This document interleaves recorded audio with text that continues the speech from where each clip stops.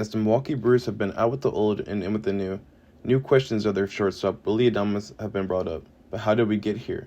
Today we will be talking about Willy's career and what we expect from him in the 2024 season.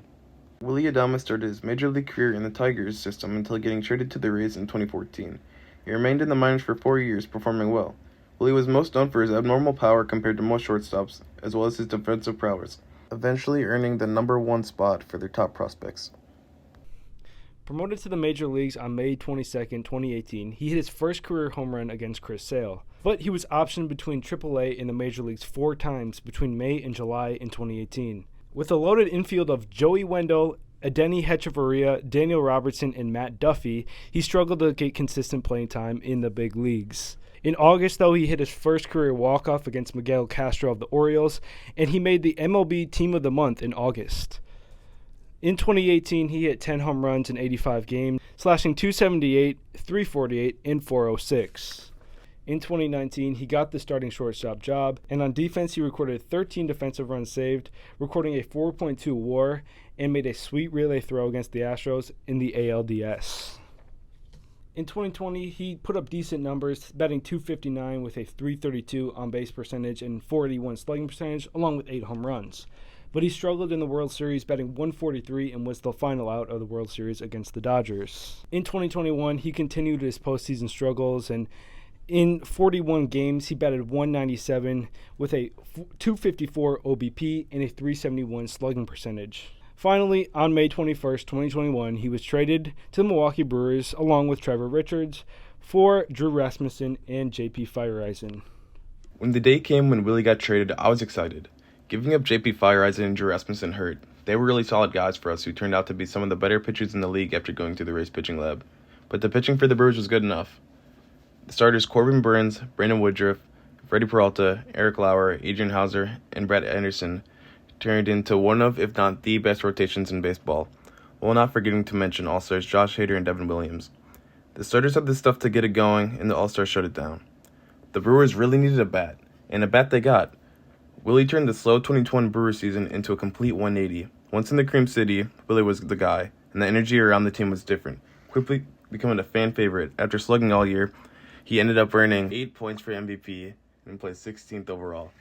His effect on the team could not be understated. On March 22, 2022, he signed a $4.6 million contract avoiding arbitration and saw career highs in plate appearances with 617, 31 home runs, and 98 RBIs as the Brewers shortstop. He set a record for home runs by a shortstop with that 31, beating Robin Yount. In 2023, he saw a decline in batting average and OPS, but he still hit 20 home runs and had a rise in OBP and walks. But now it is 2024, and we need him to return to his 2021 form if we want to seriously contend, and if not, a trade may be in store for the energetic shortstop. I hope Willy to take a leadership role along with Yelly. He is now one of the oldest Brewers on the team, and he is now playing with a lot of first and second years who lack experience. So what I expect to see from Willy in 2024 is a better version of his 2023 self. He's already shown in spring training that he's still got the power, and I think he's still getting on base at a pretty decent rate from what I've seen. So like what we said earlier, I think if he can take that leadership role and kind of embrace it along with Yelly, he's going to be a great clubhouse guy. The guys already love him in the clubhouse. There's no question about that. But I think his impact on the team will be even more important than what it was in years past. All right, Willy is the energy of the team. He brought that energy in 2021, and it seems to have not changed much.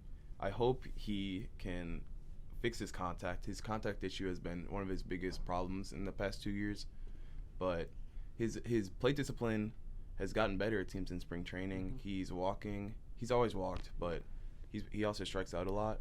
So I expect him to be seeing the ball better, not whiffing as much, and maybe getting that contact up. I think it's kind of hard to say with Willy because we haven't seen a lot of him, obviously. But, he loves to put that work in. He loves baseball.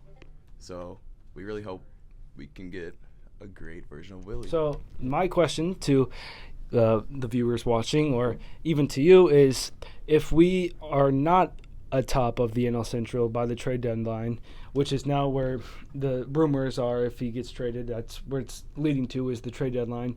Do you think the Milwaukee Brewers move on from Willy with the 1-year contract left? And I mean, I don't know how much he'll be asking for, and it depends on how he does at the first half of the season. But if we're not in first place or really contending for a playoff spot, do you think he's going to be gone?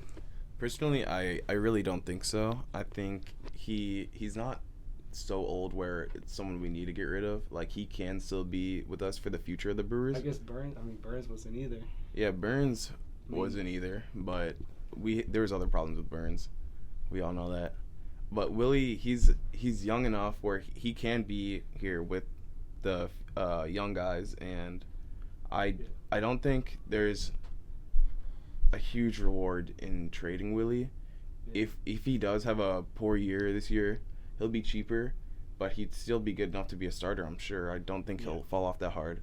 And the shortstop market isn't crazy right now, and we don't have like a shortstop prospect in our system. Yeah, that's true. So I feel like keeping Willy would be the smartest thing for our clubhouse and for the team in general. So I'd like to keep him. Yeah. As much as I don't want to see him go, and obviously I hope he's a Brewer for the rest of his career. He's one of my favorite players, but we've shown even this offseason that we don't like to pay our players, and if he performs, solid enough that we could get a nice minor league, if the Dodgers is like the main place where people are saying he's going to go. I don't know. I'm not sure. I mean, it would have to really impress me to like the trade, because just how much of a fan favorite Willy is. But I don't know if we would pull that trigger. Willy is more than just his bat and glove. Yeah. He is his personality. He's the energy around the team, and without that, our team's going to look completely different. Yeah.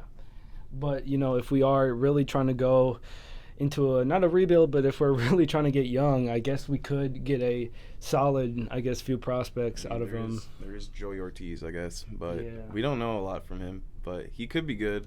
Yeah. But I guess we'll have to see with this season too. Yeah. We just got him. We'll have to see. So with that, there's still a few questions about Willy's future, and we're just fans as much as you guys are, so it's nothing we can do about it. But we thought we would bring this up before the season starts and kind of talk about it. And again, with that being said, the season starts. We should be back. Oh, yeah. We are back. And we're going to do some games. Hopefully we can get some footage of the games this year. Some vlogs? Maybe. Ooh. We don't know. I don't know. But keep in tune. Hit that subscribe button if you're not. I don't know what you're doing here if you're not. But, peace. See you guys.